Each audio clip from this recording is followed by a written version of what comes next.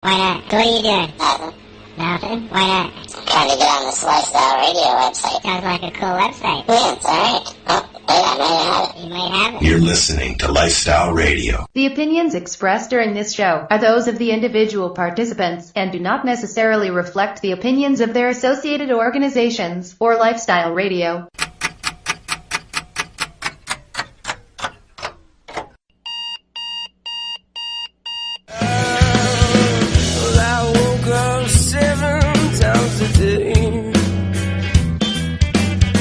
It's easy feelings long to keep.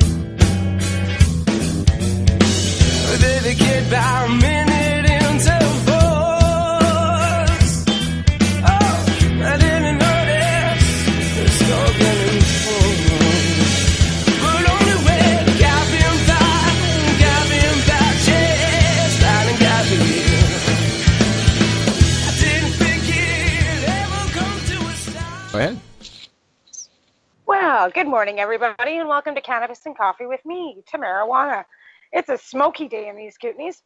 We've been having, kind of croaky a bit because of the smoke. It's actually really smoky out here today. We've got, I think, 600 fires burning in the province at the moment, and it doesn't look like we've got any rain in sight, so that's not a great thing. This morning, I've got Teresa Taylor with me again. She's involved with Craft Cannabis and all kinds of things. So, good morning, Teresa. How are you? Good morning, Tamara. I'm good. It's smoky here too, so we're just getting by, hiding out in our house and hoping for some wind or something. Well, I guess that doesn't help the fire, but it was really nice. It'd be nice to breathe, right? Or some rain. Like they keep saying there's no rain in the forecast, and I keep thinking of all our outdoor growing friends and how much extra work that is for them, and how our outside people are, what their crops are doing. So, the smoke I hear does help them a bit, though. They like the smoke. They just don't like the fact they're not going to get any sun. Yeah, exactly. So we had Grand Forks had CannaFest last weekend. How was that for you? We sure did. It was a great time. I've gone in the past and been quite shocked at just how non-cannabis-y of a cannabis event it actually is in a lot of ways. There have been some improvements made since the last time I attended. The first time I was there, there's like a smoking section, and it was sort of cut off from the stage, and so that wall was gone, and so people who were in the smoking section could still see the performers. So that was a great improvement. There was only a handful of cannabis-related vendors that were there.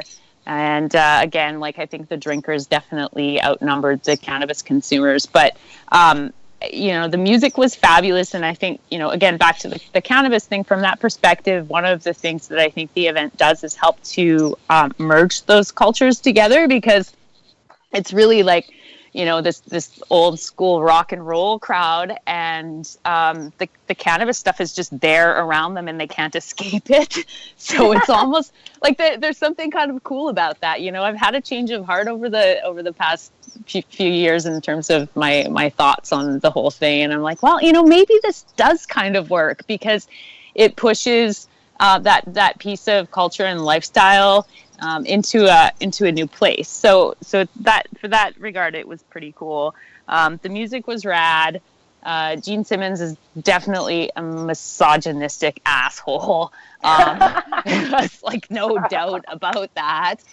His humor is often at the expense of other people, although, he does kind of do some, sort of pokes fun at himself as well. But there's a lot of that sort of humor at the expense of someone else. So that part wasn't super cool. But I was there with my 11-year-old son, and of course, when the Kiss songs came out, he was like, "These guys do this one too," and I'm like, "Yeah."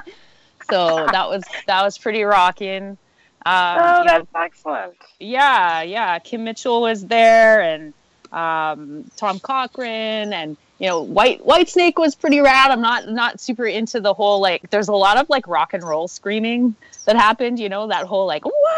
that high pitched rock and roll scream. That stuff is not really my jam, but the drummer for Whitesnake was so incredible. He threw down this drum solo at one point, and chucks his sticks out into the crowd and then like keeps playing with his hands, and everyone was like, "What?" So that was pretty impressive. What else can I say? There was a dispensary there who was signing people up, and I walked by just like I was like the general public. I'm like, "So what are you doing?" And he says, "Oh, we can sign you up, and all we need is some ID." And I was like, "Wow, that's pretty ballsy." And he kind of looks at me like, I'm like, "Yeah, I know the deal, man. What do you think? How do you think things are going to roll out for you?" And they said they were pretty well buried in the system, but it'll be interesting to see how things change and whether some of these online dispensaries start to pick up some of the heat, and how all of that's going to get reined in as we move into legalization. Yeah, I know that's a lot. I think that's on everybody's mind, is how this is all going to look in the future. I mean, we fought so hard to get here, and now we're all sitting back going, "Fuck, what did we do?" Yeah.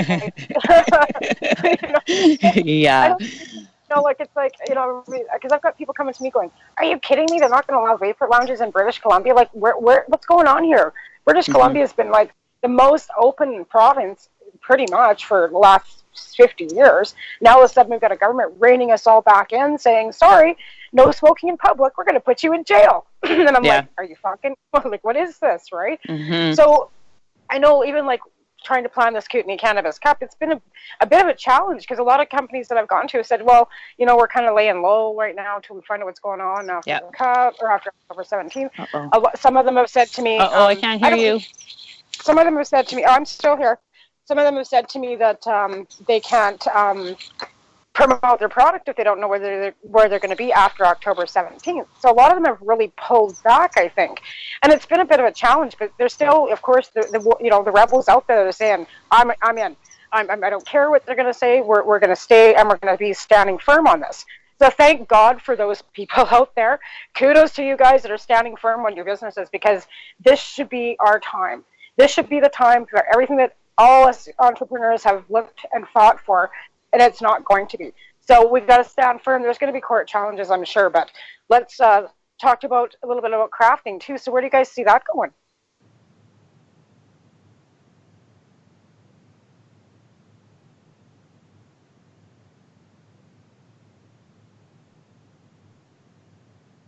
Hello? May have lost her again. Uh-oh.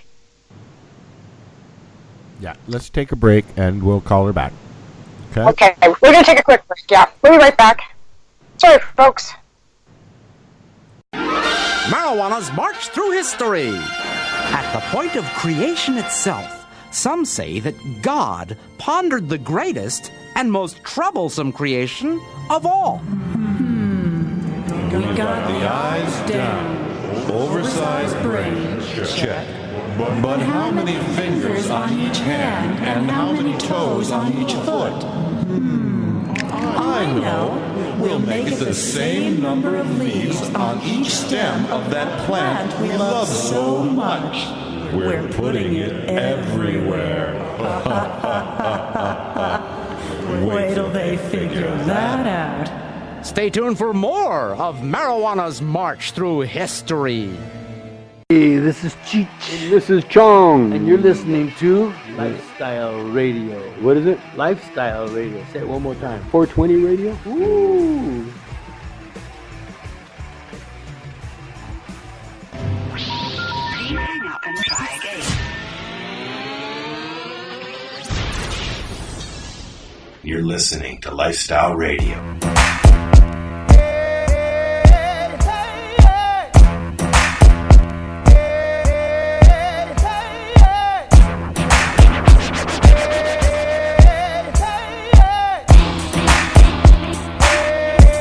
Alright, let's do it. Yeah. Green brothers make the people say. Claude 9 make the people say. Burn 1 make the people say. Bust Town make the people say. Tonight we dance for Haiti, New Orleans and 9/11. Tonight we dance for fallen brethren dancing up in heaven. Tonight we dance defying bobbing underneath the moon and know that loved ones far away can almost hear the tune. Tonight we dance like there's a chance tomorrow may not come unless we chase away the drama, raise the morning sun. Tonight we dance in treason, cause freedom's plenty reason to finally take a stand and show the world what we believe. Well, sound the sirens, assign the alliance. This leader of lions is breaking his silence. Watch his pastoral capture the dance floor. Tonight you gon' dance to the soles of your feet sore. Just by listening, you're enlisting. We came to elevate, no use resisting. Engines whistling, polished every piston to pound out our sound through your stereo system. Green brothers make the people say. Claude 9 make the people say. Burn 1 make the people say. Bust Town make the people say. Tonight we dance for love, tonight we dance for hate. Tonight we dance like thoroughbreds bursting from the gate. Tonight we dance for demons, devils, saints, and angels, cause those who often life is in the hidden angles. Tonight we dance together, but if you dance alone, take all the space you need, please make yourself at home. Tonight we dance in treason, cause freedom's plenty reason to finally make a stand and show the world what we believe. Well, I've been screaming, steady dreaming, trying to paint a picture dripping with meaning. I know I'm crazy, but listen baby, no one in their right mind changed the world lately. If there's a chance, I gotta take it. If there's a shot, I gotta make it. Don't mistake it for fake shit. From basement to spaceship, we've studied the standards and set sights to break it. Green brothers make the people say. Claude 9 make the people say. Burn 1 make the people say. Bust Town make the people say.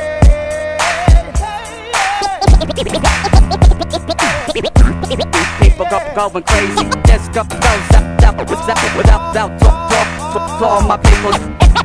Real people in the city. Going crazy. Going crazy.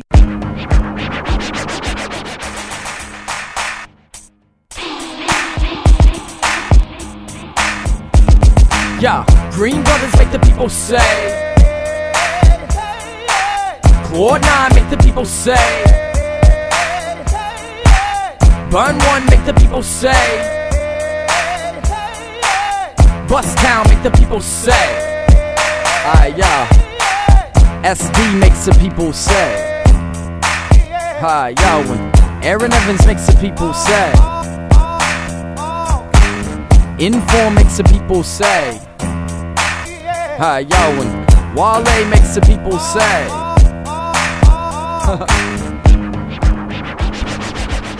All right, we're back. Sorry about that, folks. A little bit of radio technology. Oops. Okay, so we were going to talk about crafting, because the microcrafting licensing, are they available already? Or are they still waiting on that? No, we're still waiting. We heard a rumor that it was like mid-August, but of course now it's pretty much mid-August. We haven't seen anything yet. And then the last I heard actually this morning was no sooner than October 17th. So they're just gonna wait, apparently. So we get messages every week from people saying, what do I do? And they're freaking out, they're scrambling. And the best that we can do at this point is say, like, put together your plan, make sure you have your site plan, like put together some standard operating procedures, like just do that background work. But it's really like, the shitty part is that a lot of those things are out of your usual grower's kind of skill set overall. These are people who are used to having their hands on their plants, and they do that with master skill level. But when it comes to bureaucracy, it's like, oh, fuck that, I don't want to do this shit. So that's been a challenge. And I've looked into funding and support and things to help transition some of these people. But of course, at this point, the powers that be are actively working on excluding cannabis from the definition of agriculture, which means that the funding available to help and assist small farms is actually not available to us as cannabis farmers. So that's really shitty. There's no transition assistance, and I think a lot of that comes from having no desire to help us. There's that it goes back to the existing industry being painted as criminal, and so any desire to help people who are doing that now is not there. So right. Right, exactly. I know that I've been told by the one fellow here that he's got purchase orders from the licensed producer already. So that's a step I think that a lot of these people might not know about as well, is that, approach the licensed producers too when you're going to get your paperwork together, so that if you've already got purchase orders stating that they will buy your product, that gets you one step closer to the final end game when they do actually, bring it forward, right? I know it's something that, even with only having, the restrictions of 20 by 50, square footage, and, I don't know. I wish that they would figure out, especially out here, BC of all the provinces is the one that's just kind of sitting back going, we don't know what we're doing. I mean, Alberta has 300 dispensary licenses already approved for the province. I know, right? They're killing it over there, right? I know. It's I came from Alberta, and it was so hard when I was out there. Like, seriously, when I stepped out of the closet in 2007, say the word marijuana, and everybody's looking at you like you had 6 fucking heads. Yeah, but say the word money, Tamara, and everybody will listen up. Right? So, and now, 10 years later, it's like, oh, we got 300 dispensaries happening in Alberta, and we can do this and that. And I'm going, why did I, and now I'm in British Columbia, and in this town, forget it. Like, there's no way. Like, talking even to the...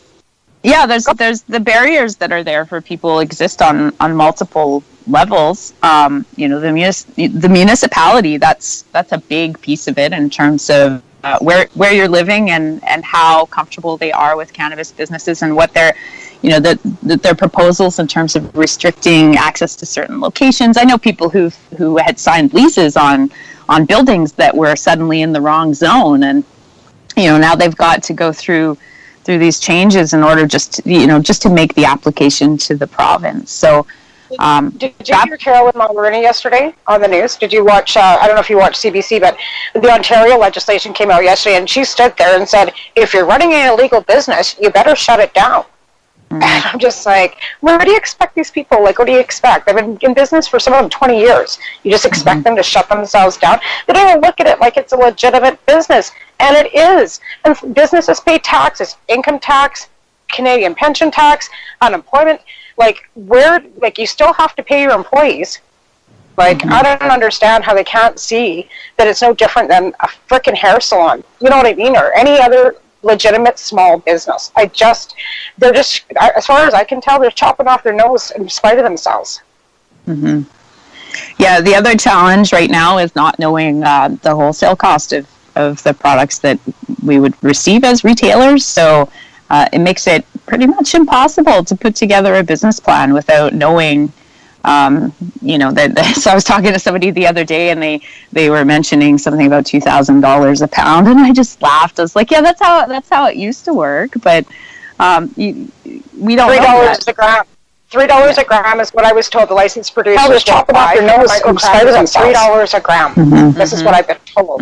So I don't know. Like I said, that's what I was told. I'm not sure if that's true, but so that tells you what a pound's going to be worth at $3 a gram. And then they're going to retail it out at 10 probably, or 8.75, whatever. Plus you got, what is the BC government say they're going to add 44% tax to it? Yeah. I reckon. Yeah.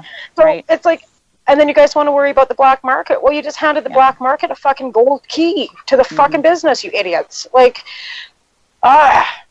it's one of those, Yeah, it's like shit show. I can't remember. I think it was somebody had mentioned that the other day, how many times they've been saying shit show lately. And I'm like, oh yeah, it's like weekly.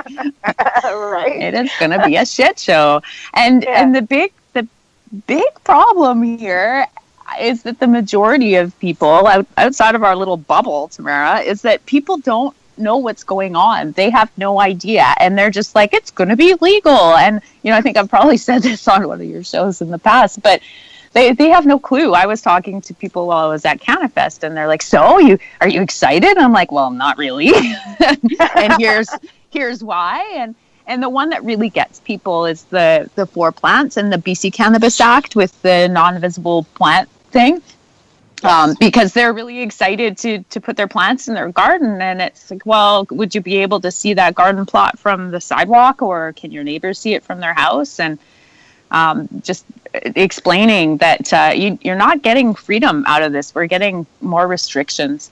And the packaging for me that's really a big deal. I know some people are like, whatever, it's not that much of a problem, but that's my meat and potatoes right now, is helping people with package design and brand development. And so, taking a look at how tightly that's going to be controlled and the impact that will have on products being able to differentiate themselves in the market, like that's pretty significant. So, I don't know if that's going to last very long, and I really hope that consumers are the ones that will turn things around. They're the ones who are going to say, yeah, I went into this pot shop, I was so excited, and I got in there and I couldn't see anything because everything was locked behind a closed cabinet, and then they pulled it out and I couldn't smell it, and then I took it home and it was, it had been sitting on somebody's shelf for like 4 months. And, I hope that that's where it comes from, where consumers are like, this system does not work for us. Because there's more of those than there are anyone else, right? There's more consumers. So let's like bank on those people saying this sucks. Yeah. I want to buy direct from a producer, and I want a farm tour. And then after my farm tour, I want to try the products that are available. And, that's what we want. Right. Exactly. Well, that's what I've said on previous shows of mine too, is that, people that only smoke about 3.5 grams a month, because, recreational, that's what they assume, that they're only smoking an eighth a month. This legislation is fine for them. Like, they think, woohoo, I can pack 30 grams. But a lot of them are also not understanding that they can't smoke in public. Like a lot of people are thinking, right now I can walk to I can go get my pot, I can go to the park now, take my kids out for lunch and just sit and puff. No, you can't, and it's like I said to them, you can't drink a beer, but they do. People drink beer on beaches and, in public, and, we go out to recreational parks and we take our coolers with our beer and stuff in it. And a lot of them are thinking, right on, now I can take my beer, my DB, I can, no, I'm still here. I can hear you. You still there?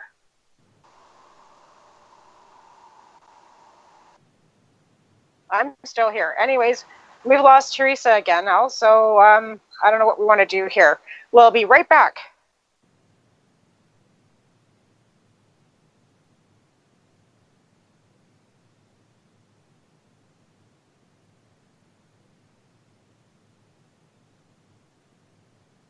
Where do you guys go? I'm here, but we've lost Teresa again. All right. So we'll take another break. Yeah, Call we'll her take back. another break. We'll be right back. All right. Sorry, guys. What are you doing? Nothing. Nothing? Why not? Trying to get on this Lifestyle Radio website. Sounds like a cool website. Yeah, it's alright. Oh, wait, I might have it. You might have it. You're listening to Lifestyle Radio.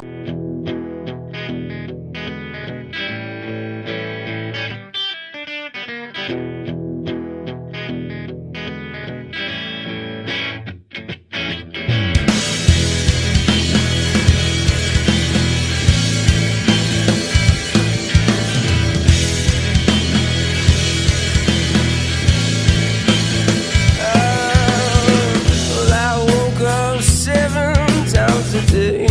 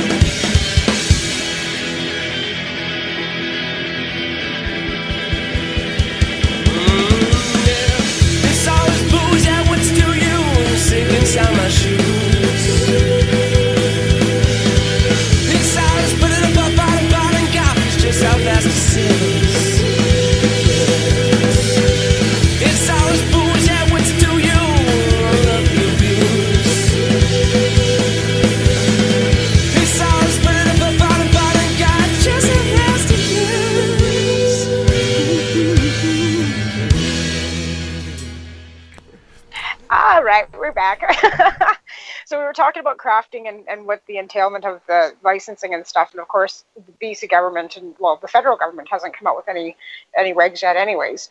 Now with the BC government too, like we were talking, where municipalities are going to be able to put bylaws and stuff in as well to deter people, right? Yeah, well, in Grand Forks, for example, they started with a proposal to restrict any signage or access to the front of your building 50 meters from the highway. But then they changed that to reflect the true intent, which was visibility from the highway. So they don't want any cannabis retail stores to be along Highway 3. And we've got 3 liquor stores and a distillery all along the highway. So it's shitty. Again, it's just like, wow, you guys just really want to crush this. And so I don't quite understand, who's behind it all, like, except for people that are still afraid, that really feel like legalized cannabis is going to bring some kind of massive social disorder, like that there's... They don't give us any credit. They don't give us any credit as adults. They don't give us any... I don't know what they think. I agree. Yeah. Well, I think there's an idea that there's going to be a huge increase in consumption. Like that people forget that people who use cannabis now are going to be the same people that are using cannabis like 3 months from now. Right. There will be a minor increase because there's some novelty to being able to access cannabis legally. And I've certainly heard from some more, conservative baby boomers who maybe used cannabis back in their heyday that they would maybe try it now. But the reality is those people from those who I've talked to, they don't want to go to